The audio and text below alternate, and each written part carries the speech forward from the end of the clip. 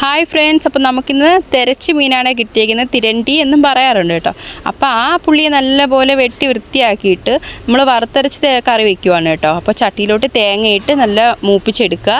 അതിനുശേഷം ഒരു പിടി കൊച്ചുള്ളിയും ഒരു ലേശം വെളുത്തുള്ളിയും കൂടി ഇട്ട് വറുത്തെടുത്ത് ഒരു നെല്ലിക്ക വലുപ്പത്തിലെ പുളിയും കൂടി ഇട്ട് ഒരു സ്പൂൺ മല്ലിപ്പൊടി, 2 സ്പൂൺ മുളക് പൊടി, ഒരു പിഞ്ച് മഞ്ഞൾപ്പൊടി, പിന്നെ 1 ടീസ്പൂൺ കുരുമുളക് പൊടി, ലേശം ഉലുവയും കൂടി ഇട്ട് ജസ്റ്റ് ഒന്നും കൂടെ നല്ലപോലെ മൂപ്പിച്ചെടുക്കുന്നുണ്ട്.